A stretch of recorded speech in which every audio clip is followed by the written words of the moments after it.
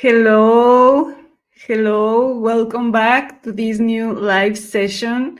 Hello to Australia and to here in America. Good night and good morning to all of you. Welcome to all those whom this is the first time who are watching us. And good evening also, and good night to some other people that are not right now in your country. Thank you again for being part of this great community. And thank you for sharing our content with your friends and colleagues. I would like to remember to all of you that our main purpose with this series of interviews is to share what homeopathy has brought to our lives, life experiences, teachings, and demonstrate that it is possible to have success in clinical practice by following Hahnemannian principles. So today we have a guest from literally the other side of the world for me. She is a registered homeopath based in Victoria. Her name is Elka Leibovitch. Elka is a diploma holder of the International Academy of Classical Homeopathy, and in her own words, she is inspired by the depth of the inquiry and the respect for the divine order, both fundamental to homeopathic treatment. Elka finds it very rewarding to see her patients in better health when she is able to put into action the knowledge and understanding she acquired from studying with Professor George Vithoulkas. So thank you very much to Elka for accepting the invitation today.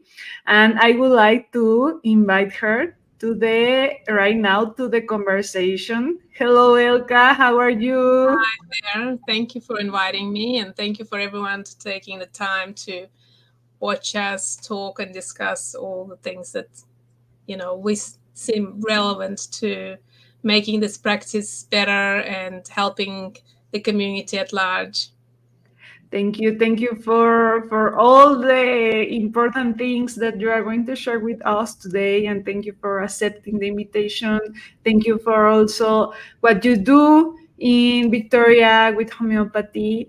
And I would like to start with the first question right now. And I would like to ask you if you can share with us about your journey to homeopathy. How was your journey from the beginning to the end? Well, it's not the end; it's where I'm now. Yeah. Admit, a long path ahead, but it was a long road coming here as well. Unlike you, I wasn't born into homeopathy. Okay. You're the privileged one. But yes, I knew nothing of homeopathy, as a young person, and then as a young mother, I was very much mainstream focused, and that's all I knew. It wasn't a great loyalty to the mainstream medicine. It's just that's all I knew, and it seemed when it didn't work, you just stayed away. But when it worked, right? But then in 2010, when baby number 8 came along, and she was about 3-4 months old, she became very sick. She developed a very severe case of eczema, which most people think of eczema as a skin eruption. Aside from the fact that she looked like she was burnt with acid, which was terrible, but she was extremely unwell, and I needed answers. And the pediatricians, they would look at her horrified and say, well, this is something that she's gonna wrestle with for life. She'll probably develop asthma in the future. She will not be able to do it without steroids, and that's the best you can do for her. And that didn't sound right. So a friend of mine who was studying homeopathy at the time, she was studying it here in Australia. She suggested, go and try this. So I went to a homeopath, and this homeopath looked at my baby, horrified. And I mean, she did look bad.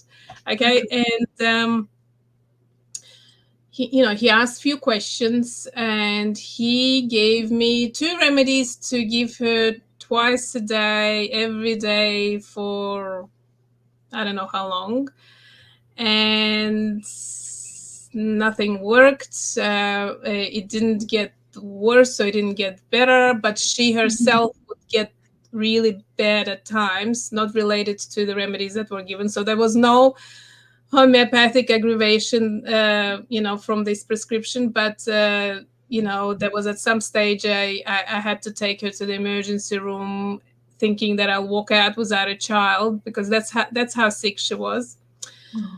So despite this not not having any progress with this homeopath, something inside of me said I have to explore more. So I went to a different homeopath, and that treatment showed some results.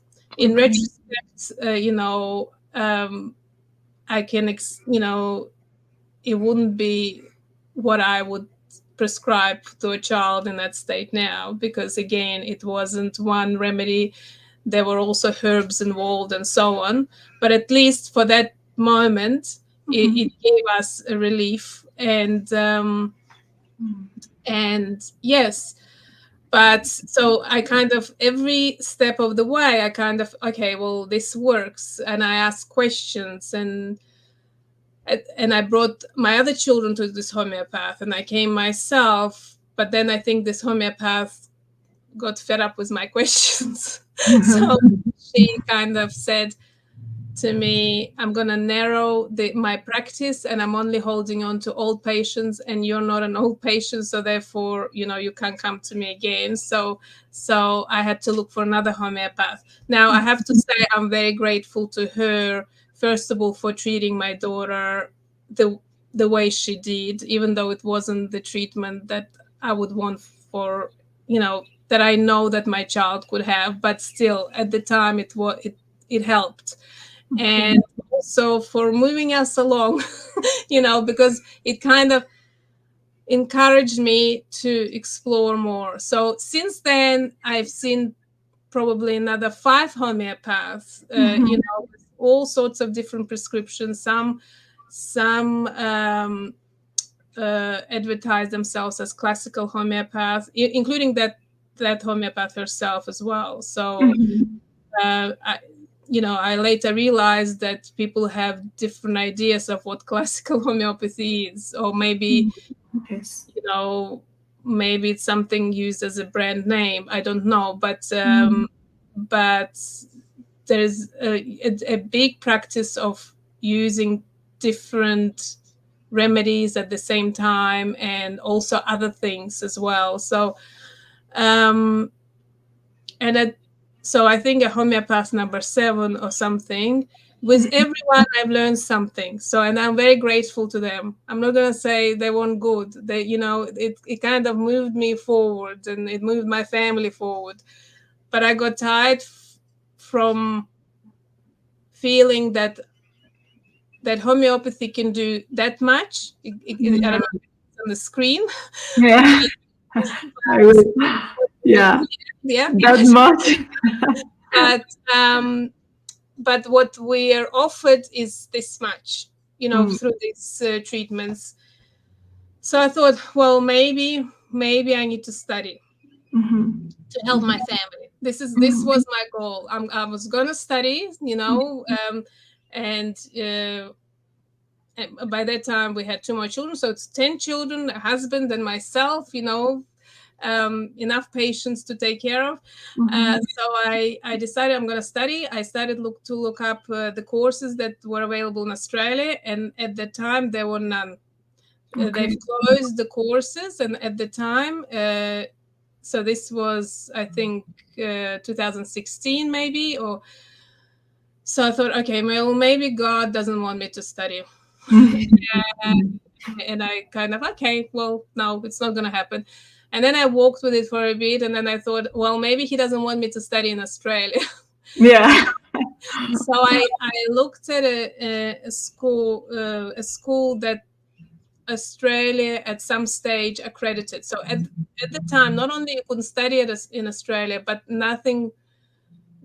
you couldn't get accredited as well. So it doesn't matter if you studied somewhere else, you couldn't get accredited. But this school, and I'm not going to say what it is because I later moved away from it, so I don't want people to think that it's not a good school, whatever. But at that time, that school outside of Australia was available, and potentially at some stage it could get accredited again in Australia. So I thought, I may, maybe maybe it will become useful in the future, And I kind of, given that I had commitments with the family, I planned out that, if I start now, I'll probably finish in 6 years, the children will be older, I might, whatever. So I completed one unit with that school. I felt like I was revisiting the homeopath path that I was but I thought, okay, it's fair enough. It's only the beginning, and this is the only thing that that seems to be available anyway. But there were unforeseen circumstances that I had to put the studies on pause because of the financial difficulties. Okay. So I had to put it on hold, and for a year I couldn't come back to it. Okay. Now, because of that school, I was introduced to this wonderful book. Yeah. Okay. The Science of Homeopathy. I read the book because they have it on their reading, like a list of the books that you have to read. And I read the book and I thought to myself, I wish I could study from him. Okay. I didn't know that Professor Vithoulkas had a school. I didn't know at the time. So, but everything I read seemed to sound so right. Okay. Yeah. And this idea that I would hear before, like that, Kant is old school or something, it always bothered me because I felt like, how can something that's fundamentally true can become irrelevant? Okay, so so when I read The Science of Homeopathy, yes, that's the name of the book, The Science of Homeopathy, it's it felt like, it was answering the questions, the way Professor explained things, and the way the health of a person was meant to be handled. Okay, but that seemed like the path. Okay. Yeah. So in that, towards the end of that year that I couldn't study, I started coming across the videos that the Academy has put out on YouTube. Okay. Because I looked up, okay, well, if there's a book, there must be something else. So I looked up, and there are some lectures of Professor. And I couldn't have enough of that. And then I came across the trial, and I did the trial. Okay. So then came the time that, I could afford to continue studying. I had a dilemma. I go back to the school that I started, or I try the Academy, which was not an accredited course in Australia. But, basically, I had to remind myself what was the purpose of my studies. It's not to get a piece of paper, but to actually get the knowledge. And I this is where the knowledge was. So I applied to study with the Academy. In 3 months' time, it got accredited in Australia. Oh my God! So wow. almost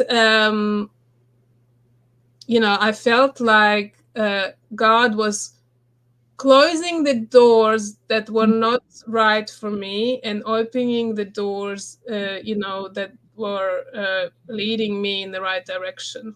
Okay. Yeah. Yeah. So Yeah. I don't have to tell you, that the it was like to study the course is not just gaining the knowledge so you can go away and work. Mhm.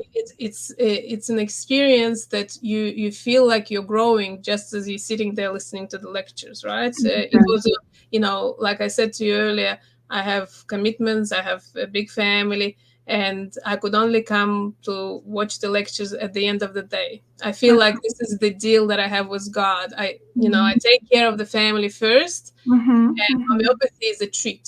That Okay. it's a reward that I get if I do the other Uh-huh. bit right. Okay, The so reward is homeopathy. yes, Yeah. homeopathy is the reward for me. So Yeah. at the end of the day, I would come and watch the lectures, and Okay. instead of complete, the course allows us to do it in 2 years. I was finished in a year simply Mhm. because it was so like I couldn't put it down. Like and that's providing that I watch some of the lectures more than once. Okay. Mhm. Um, so for anyone who thinks that they're too busy to do the course, and they trust me, Yeah. being a mother of 10 children is quite busy, Mhm. but still, I was able to complete this course in 1 year and do the exam successfully, and then move on to do the supervised cases. Uh-huh. I was very lucky to have a supervisor. So, So sorry, did you want to ask something? yeah, yeah, yeah, because I am very, very impressed. Repeat that again. How many children did you have? So, my husband and I, we have 10 children. Yes. 10 So after children, number yeah. four, there were two more boys, Yeah, and yeah. um, and yeah. So I was very lucky that the Mhm. supervisor, who very generously donated her time and space. Mm. She was not a supervisor from the academy. She was someone local, but Okay. she gave me her room, and she sat through Right. my cases. And she herself practices very differently. Mm. She makes mixtures, and Mm. um, Mhm. she has her own philosophy on how she goes about the practice. But she was sitting on my cases, not trying to make me do anything different Okay. than what I thought was appropriate according to what I've studied. And she Uh, herself said, like, it would be useless for you to come and sit me watch do what I do, because you probably studied something else. And I yeah. said, yes, I've studied something. And, and yes, and and Dimple in Perth, she was overlooking, and I could always reach out and Mm.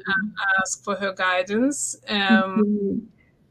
I Then, would like, yeah, I would like to say hello to Dimple and to Divya. If both of them are over there, I would like to send to both of hi, them Dimple. a big hug. Okay, Yes. sorry for the interruption again. So Dimple continues to be great support, and when I have a question, I reach out, and she's still there. Um, so when I was finishing up, so the supervised cases I was doing when COVID struck. Okay. And at Okay. first, so it was very lucky. As I was finishing the cases, that's when Mm-hmm. the lockdowns were introduced. Would they be introduced earlier? Mm-hmm. I probably struggled to finish, the supervised cases, because so I just as I was done with it, we were limited to how far we could. Victoria, Melbourne was struck with the harshest lockdowns during COVID time. Like Okay. people couldn't travel beyond 5 kilometers, Okay. which maybe in some places 5 kilometers it may seem like a lot. In Mhm. Melbourne, it's not much, and um, yeah,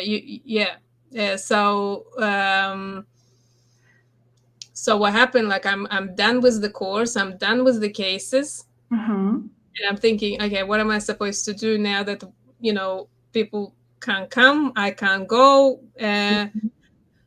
So, and the demand was there. So there were people who were asking for help, Okay. and I thought, okay, well, then I have to learn to see people without actually seeing them in person. Okay. So I had to, start treating people remotely, talking to them the way we're doing now. Mhm. And once my patients in Australia realized that I could do that, Mhm. they started recommending me to their friends and family overseas. Okay.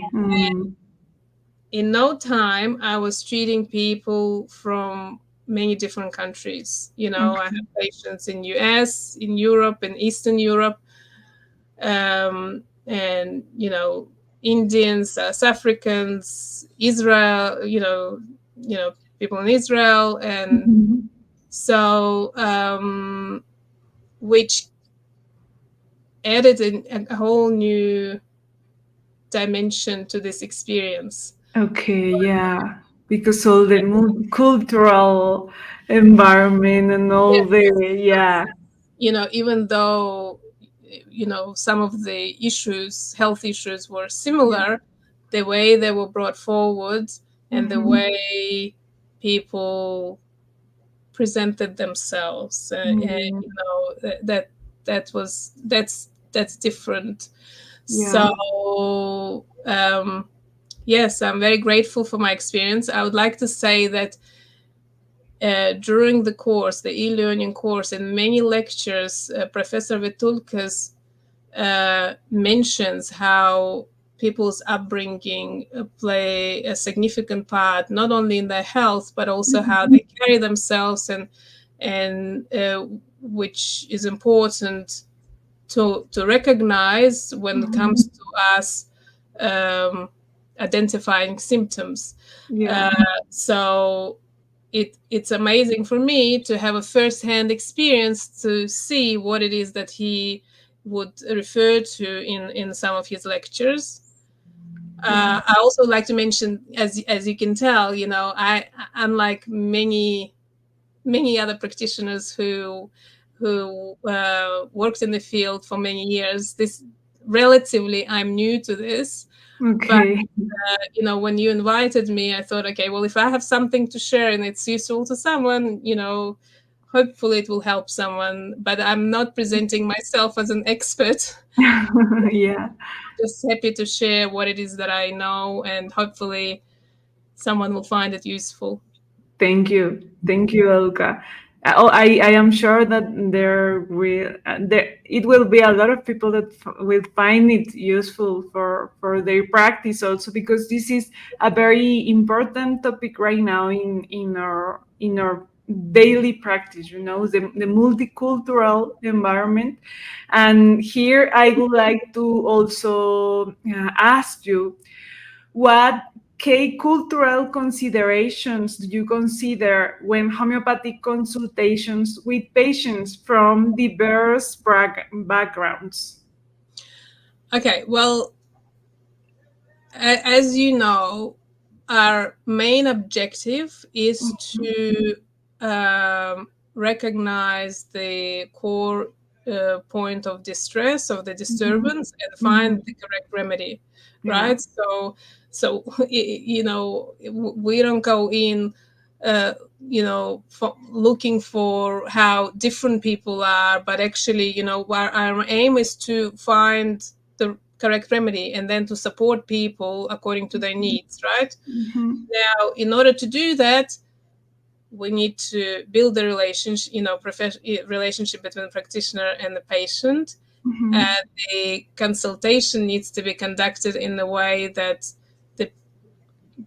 first of all the person feels free to volunteer the information that is relevant, but also for us to be able to identify what's a symptom and what's not a symptom. Okay.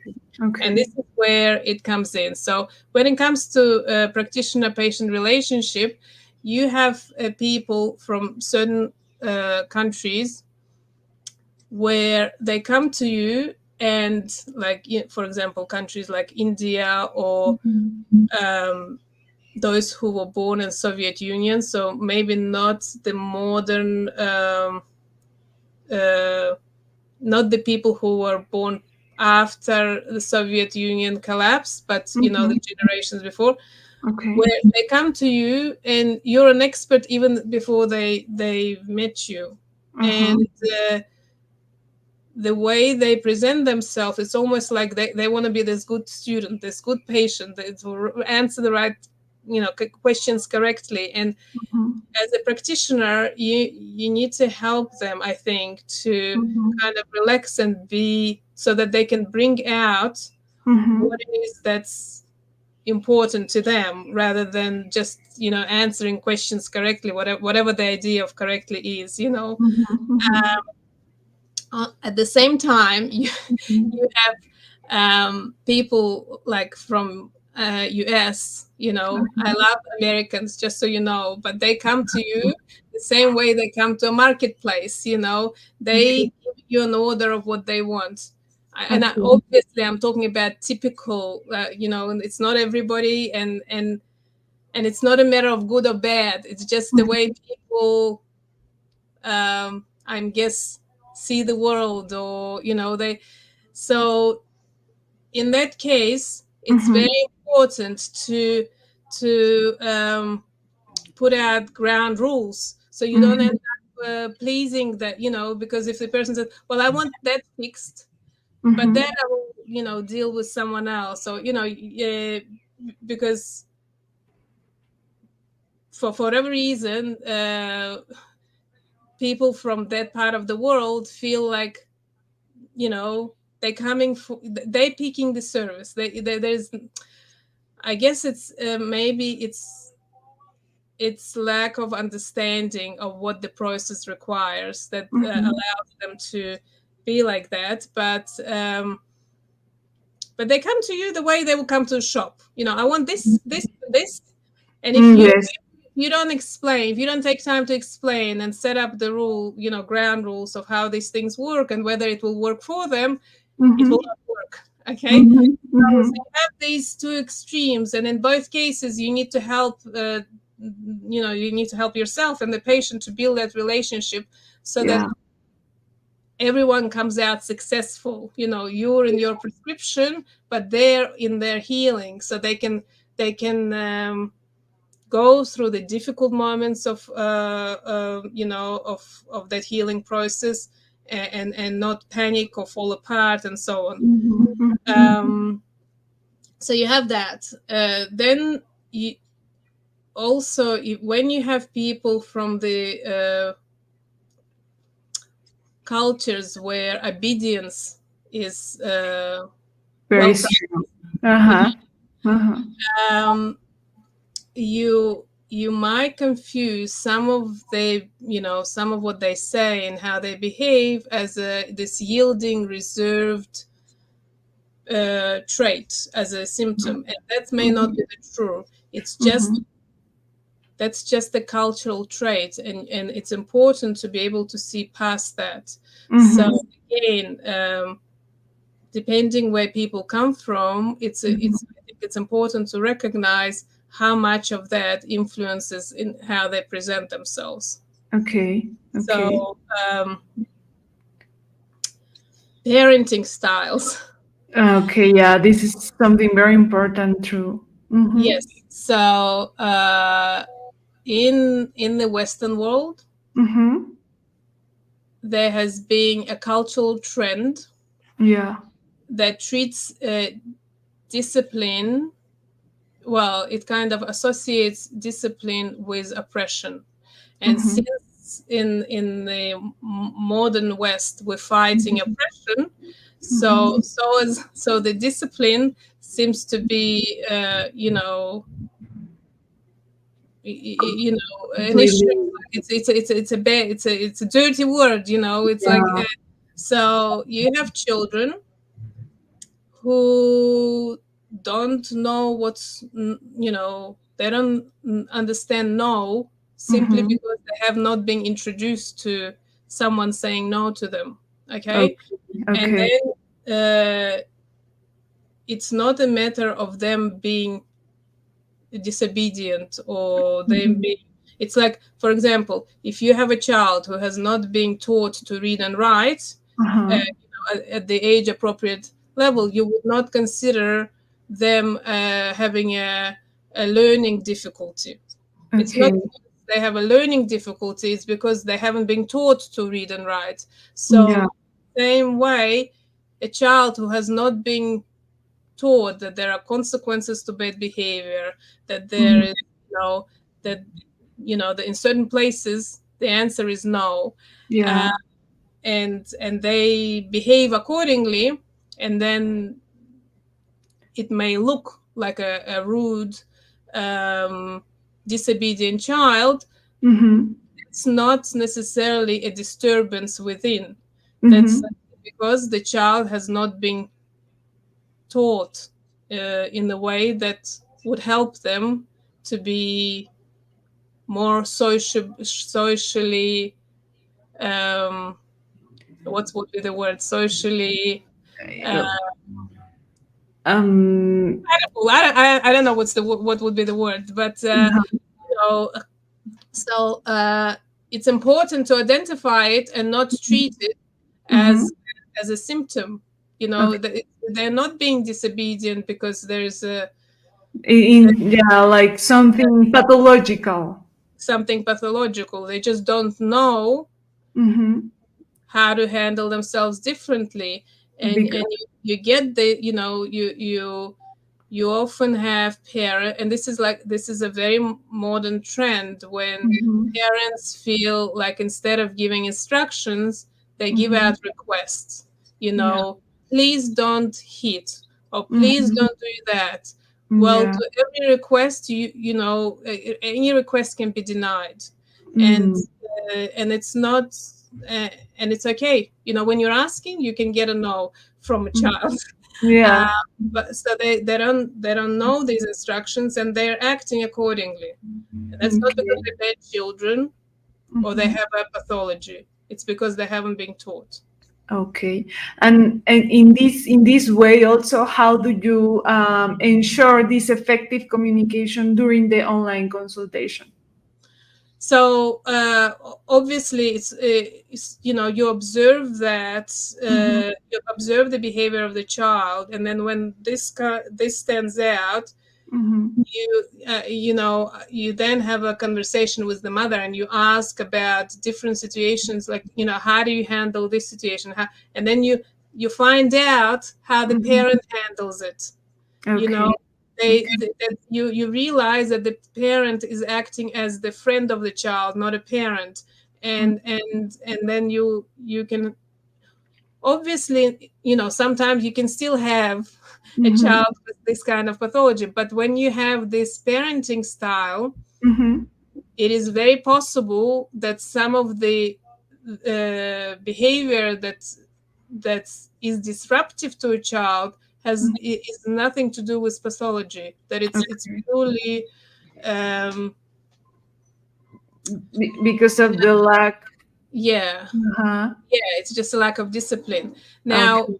to the other side, you have cultures where the respect to parents and elders Okay. is held in, high. It's something that's very well practiced.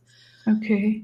um, it's important to recognize that and not confuse, like, for example, if you have an adult Mm-hmm. who is calling his mother every day because he Mm-hmm. needs to check on her, It may not be an attachment, an unhealthy attachment to a parent. It may be something that's in that culture that is practiced because of the respect.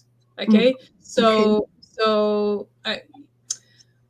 it's possible that it's an attachment, but it may not be, and it's important to see whether a cultural influence plays a role in order to distinguish whether it's a symptom or just a cultural practice. Okay. Okay. Yeah. So that's another bit. Okay. Then you have cultures where intimacy is honored only within marriage. Okay. Okay. So what it means that you may have people, single adults who haven't had sexual experiences because this is how they brought up. Usually in those cultures, people try to be very guarded and don't expose themselves to immodest content or immodest way of dressing, and and so when it's important when you have someone from that community or that, well, I can't say country because I don't think there is a country that will, but there are communities that that will honor this kind of setup. You have to be very sensitive when you address these questions, because let's say you're collecting information and think the remedy has some of these sexual desire aspects. You have to be very careful when you this topic up for the person who is single, who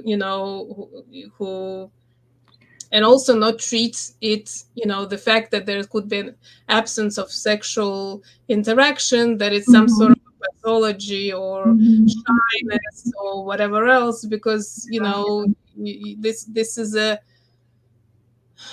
a cultural element that people practice. On the other hand, you can, where in communities where marriage has become redundant, and you have a lot of sexual content that is provided, whether it's through you watching or schools or whatever else. You may have young people dealing with issues related to, so their health could be affected because of that, but also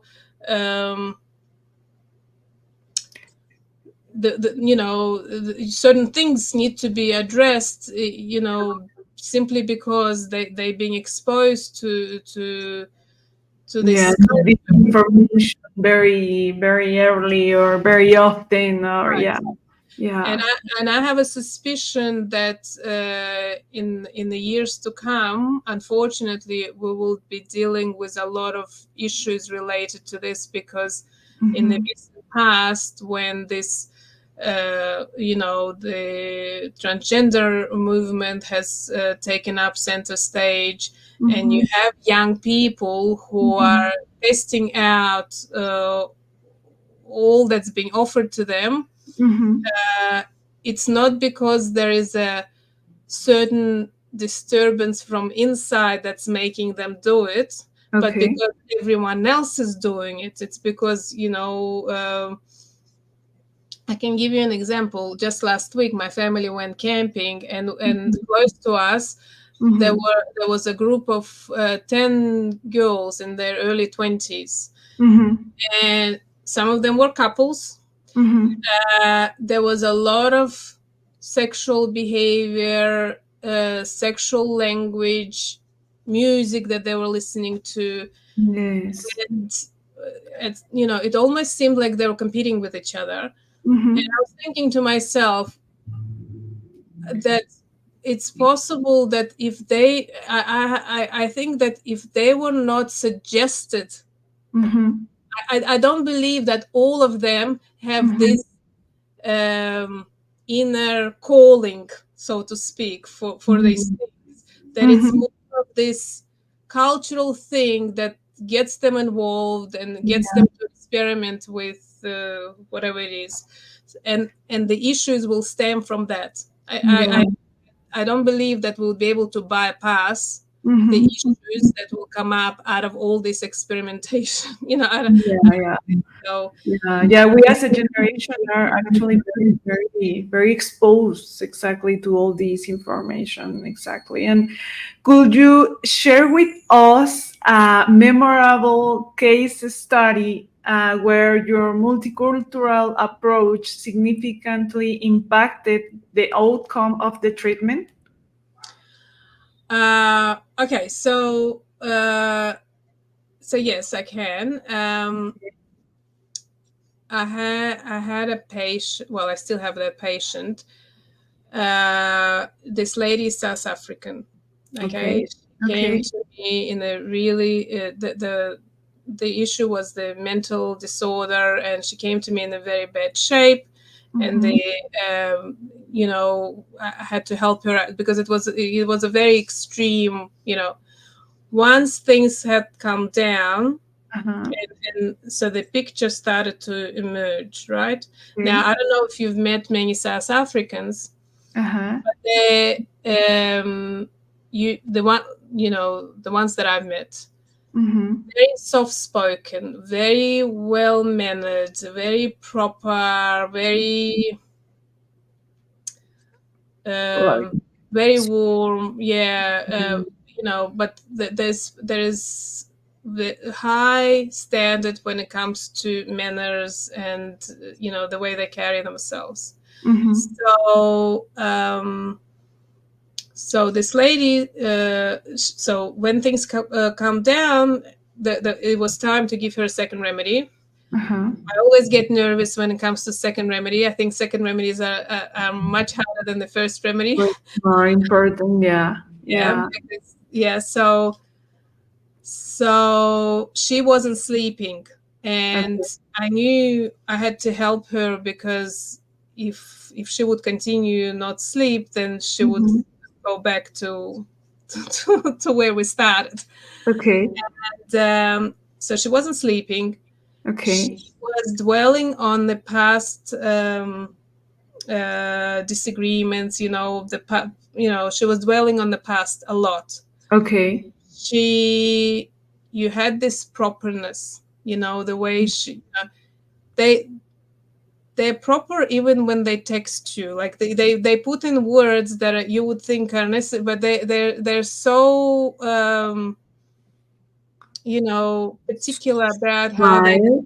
they Like, communicate, and mm-hmm. so on. Okay. she there was a history of disappointment, abandonment, abuse. Now, Okay. the whole thing got aggravated when they had to move, and she had to part with her home and her Mm, friends. So, as okay. you can imagine, there was grief. Okay. She liked fish. Okay. In terms of thermals, it was hard to tell because, it, you know, I couldn't say whether she was cold or, in terms of gathering the information, it was, Mm-hmm. Mm-hmm. and so there was quite a bit of nightmare, Like the picture. picture nightmare. Now, her daughter reported that the Mm-hmm. mother is mean to her husband. That the Okay. patient is sometimes, or maybe Uh-huh. often, is mean to, and I've seen the couple together, and like I said, very Mm-hmm. polite. Mm-hmm. And when they're polite, they're not like they're not like English or German polite. They're warm as well. They're very Okay. sweet. Okay, Okay. so Okay. I'm not saying that Germans and English are not sweet, but the English are more dry. The Yeah. South Africans are warmer. Anyway, so Okay. um, so I asked the daughter, like, what does she say? And she told me some of the things that she says to her. And I'm thinking, my goodness, like, you haven't heard some people like this is normal for many people. But Mhm. for the daughter who grew up in this home, you Mhm. could tell that it was me, the mother's being mean, even though I'm telling you, in some other places, this would Mhm. sound like a normal talk, but Mhm. the daughter could pick up on that meanness. So I established that there was an aversion to the husband. Okay. And again, it wasn't that strong, like, Natmur also has aversion to the husband. Okay. Yeah. Because of her sweet and, in the end, I gave her sepia, okay? Okay. Okay. But you had to take away that Uh, properness as a symptom. yeah. Yeah. Because of the culture. Because this was just because this wasn't just her. Her daughter Mhm. was like this. Her husband was like this. This was the Mhm. way they, the and you had to bring out of underneath all that sweetness and properness, you had to bring Yeah. out a strong aversion, and Yeah. Yeah. immediately she could sleep. Mhm. Okay, Okay. Okay. After the remedy. yes, Okay. eventually she reconnected with her husband, and Okay. and thank God that they're doing really well. Mhm. But this cultural uh, Environment. environment, yeah, could have been identified as a symptom, and it Mhm. had to be moved aside, given that it was simply cultural element to Yeah, to take into consideration in this case. Yeah, that's very, right. very interesting. I would like to. I am going to share your publications at HPATY on the links in the comments and in the description of the video, so the people can read about your publications and can read about your cases. How do you feel about these outcomes in at HPATY? Well, it was also a growing process for me. Initially, the way I never intended to publish there. Like, it was not that I didn't want to, but I didn't even know about its existence. When I Yeah. was doing my supervised cases, I had a Sikuta case Okay. that when the child walked in, I Uh-huh. could immediately put the professor's lecture of Sikuta into, like, Okay. this is what I got excited about. And then when Okay. the child was given the remedy, Uh-huh. you could see the immediate response. So Okay. I was so excited about this case, obviously watching it after a while, that I reported it to Maria. And Okay. she said, uh, can you please put it together so we can publish it? So this is how I Yeah. got to, know that there's this publication. Publication. Since then, the Academy has requested me to share some Public. of the cases.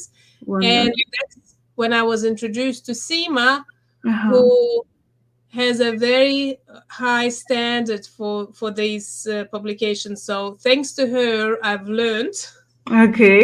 how to do it better. So if you actually see the publications, you'll see that the later ones, you know, um, To the new hopefully ones. are to a better standard Yeah. that the ones that I shared in the beginning. And Uh-huh. because so this was also a learning process for me. It still is, Experience for but you. the idea, ultimately, the idea is that you you help. Well, first of all, you show this is what homeopathy can do, and then you also hopefully offer it as a support to other practitioners who could be wrestling with the case, and sometimes you read it, and you see, oh well, this is what I'm struggling with, and could Yeah. as well.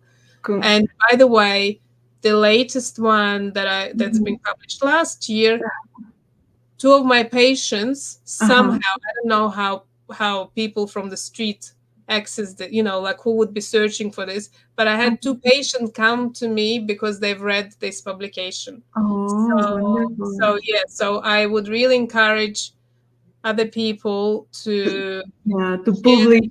this, because not only it's helpful to homeopath, but even Yeah.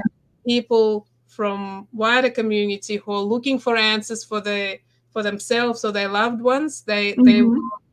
they might come across your case and Yeah. seek help. Yeah, yeah, of course. Actually, this is a very good tool for all of us. And the last weekend also, I was sharing some cases because sometimes you, as a student, you want to read about certain cases, or you want to read about the specific remedies also to make you a more clear picture in your mind. So these cases are really, really helpful. I would like to say hello to the people that are connecting, are watching us right now. I would like to say hello to Nija, to Luis Angel Lara, to Xochitl. They are, both of them are from Mexico, so I would like to say hello. Yeah, it is great to see you here. And we are going to go to our last question about what advice would you give to other homeopaths navigating the complexities of multicultural consultations, both in person and online? Well, I think when you study to be a homeopath, you actually and you get the understanding of how much effort should be put into investigating. You already have a good start in Mhm. addressing the cultural differences, because your mind is already trained Mhm. to analyze and to inquire. Mhm. So basically, it's when cultural difference come into play, it's following these inquiries. That's what makes the difference. Is, once something catches your eye, and you think, well, is it a symptom, or is it something that's being practiced simply because of culture? You Yeah. follow that inquiry, and the answers will come. And also, I think it's very important to be sensitive to where people come from and how they were raised, and honor that as well, so that they don't, just because many other people are doing it differently, you still, Yeah. I think it's very important to honor, people's traditions or whatever it is that's important to them, and you question them accordingly.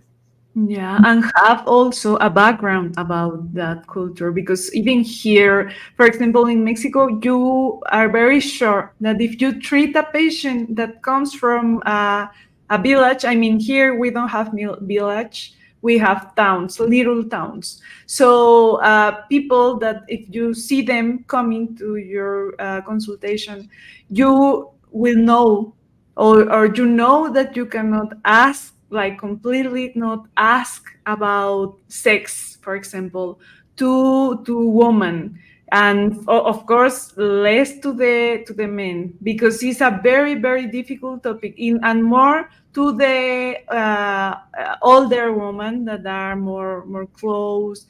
And these kind of things, you have to be very, very, very prepared, very, very you have to be very appropriate also with your Yeah. questions. Yeah. Yes, yes. Yeah. Recognize the sensitivities, but it Exactly. doesn't mean that those questions should be left unanswered. Yeah. So, and that goes back to building that relationship with a patient. Yeah. I would like also to say hello to Christina Georgescu from Romania. She says hello, Ella and Fair. Hello, dear. So I would really, really like to thank you, dear Elka, because you have shared with us a lot of important things and a lot of valuable information here. And thank you also for taking the time to share with us, to share with the experience and your inputs.